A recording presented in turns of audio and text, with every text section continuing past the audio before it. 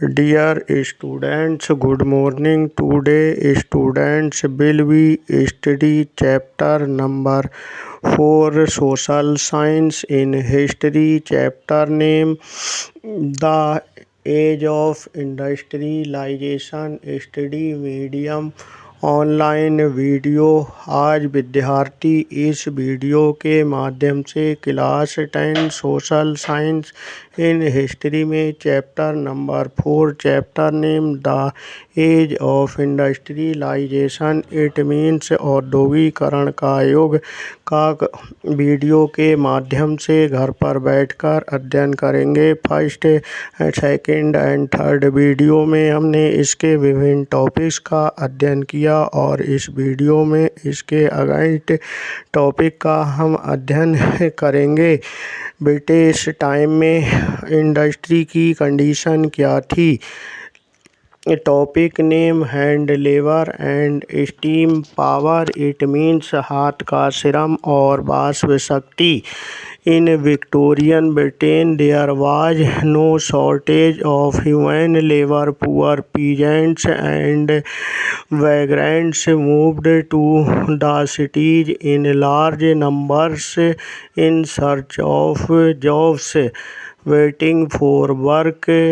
As you will know, when there is plenty of labor, wages are low, so industrialists had no problem of labor shortage or high wage cost. They did not want to introduce machines that got rid of human labor and required large capital investment. It means Victorian कालीन Britain में मानव श्रम की कोई कमी नहीं थी। गरीब किसान और बेकार लोग कामकाज की तलाश में बड़ी संख्या में शहरों को जाते थे। जैसा कि आप आगे इस चैप्टर में अध्ययन करेंगे, जब श्रमिकों की बहुत बड़ी मात्रा में या श्रमिक बहुत बड़ी मात्रा में होते थे तो वेतन उन्हें कम दिया जाता था। इसलिए कैपिटलिस्ट को लेबर की कमी या वेतन के मध्य से भारी कॉस्ट जैसी कोई परेशानी नहीं थी।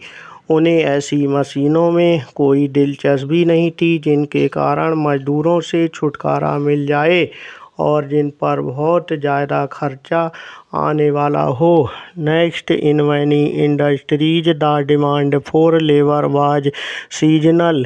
Gas workers and worries were specially busy through the cold month, so they needed more workers to meet their peak demand.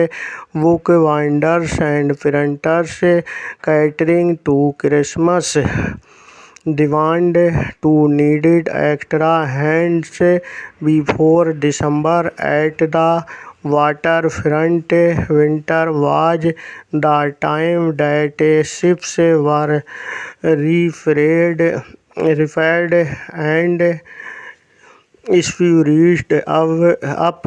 In all such industries where production fluctuated with the season, industrialists usually preferred hand labor, implying workers for the season. It means बहुत सारे उद्योगों में श्रमिकों की मांग seasonal base पर घटती बढ़ती रहती थी।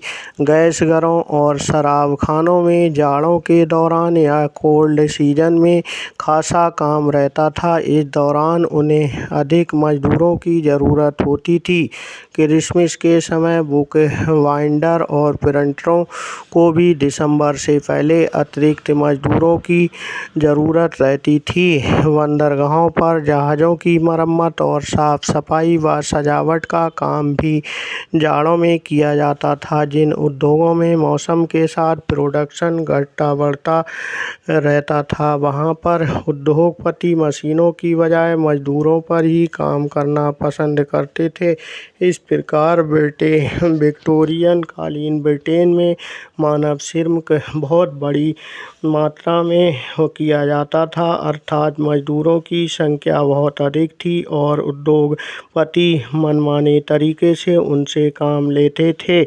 हम चित्र में people on the move in search of work the illustrate London news 1879। इस प्रकार हम चित्र में देख रहे हैं कि काम की तलाश में निकले लोग कि किस तरह से लंदन में छोटी मोटी चीज़ें बेचते और अस्थायी काम तलाशते हुए एक जगह से दूसरी जगह तक दिखाई दे रहे हैं। ए range of products could be produced only with hand labor.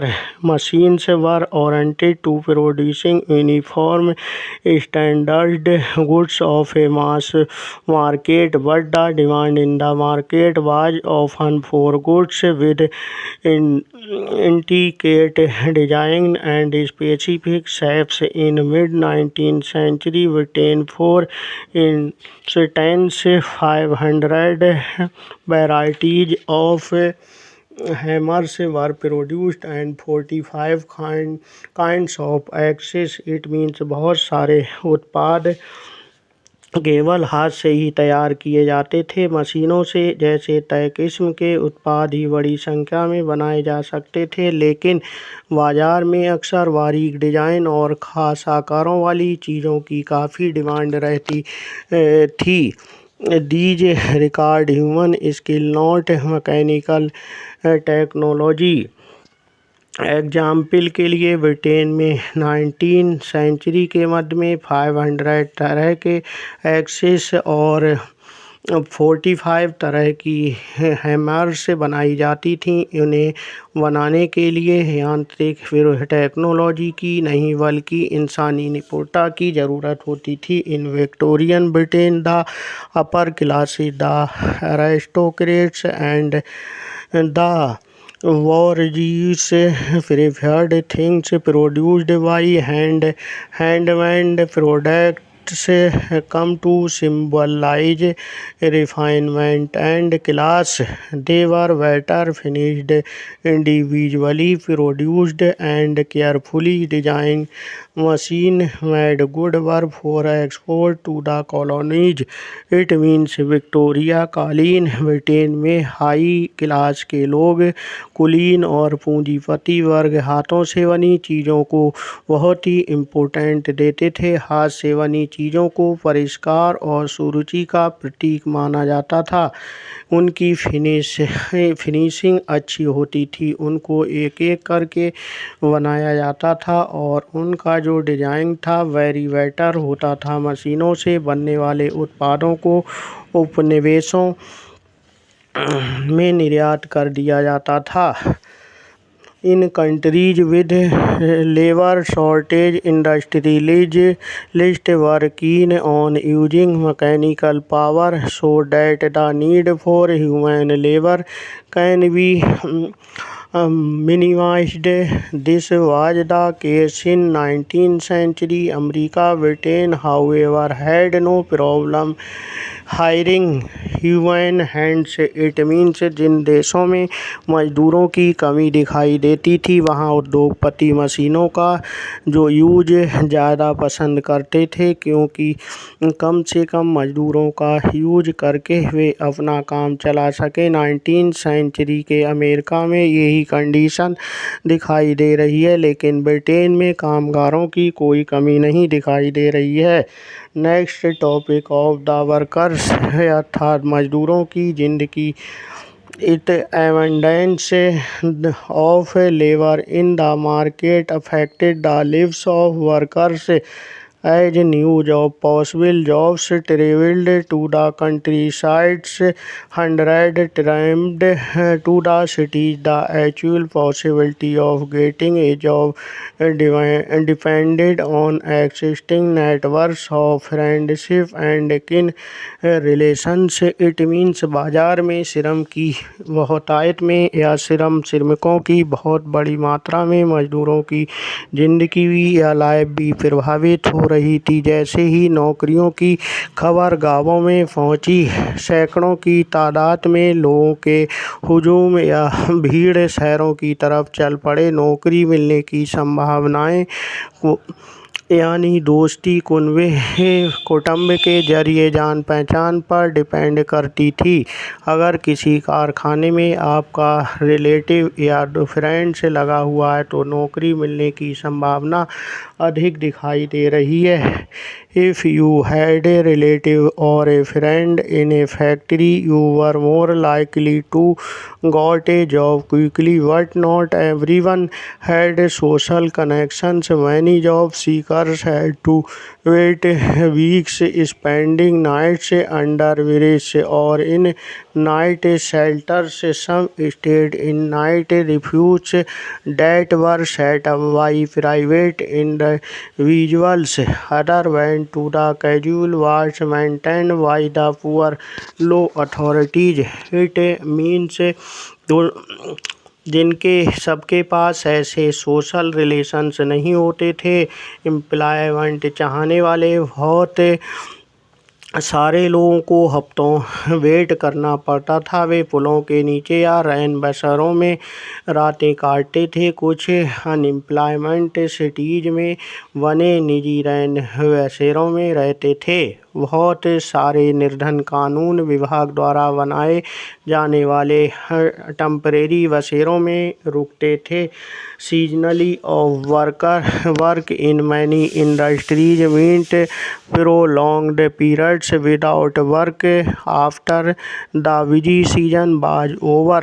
The poor were on the streets again. Some returned to the countryside after the winter when the demand for labor in the rural areas opened up in places, but most looked for old jobs which till the mid-19th century were difficult to find. It means बहुत सारे उद्योगों में या industries में मौसमी काम की वजह से कामगारों को बीच बीच में बहुत समय तक खाली बैठना पड़ता था। काम का सीजन गुजर जाने के बाद जो गरीब दोबारा सड़क पर आ जाते थे। कुछ लोग जाड़ों के बाद गाँवों में चले जाते थे जहां इस समय काम निकलने लगता था, लेकिन अधिकतर शहर में छोटा मोटा काम ढूंढने की कोशिश करते थे।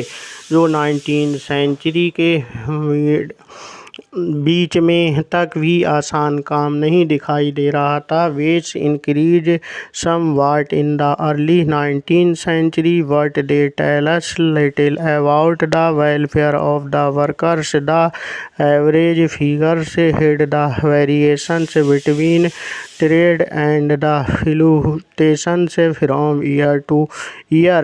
For instance, when price rose sharply during the prolonged Napoleonic War, the real value of what the workers earned fell significantly. Since the some wage could now buy favor things, it means 19th century के first time में वेतन या salary में कुछ सुधार हुआ, लेकिन इससे मजदूरों की जो कंडीशन थी वो बहुत ज़्यादा अच्छी नहीं होने वाली थी।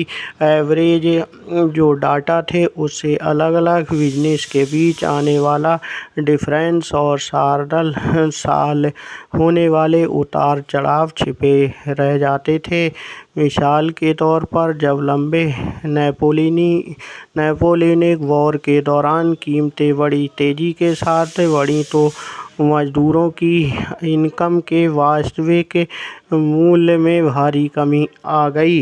मोर ever the income of worker depended not on the wage rate alone what was also critical was the period of employment. The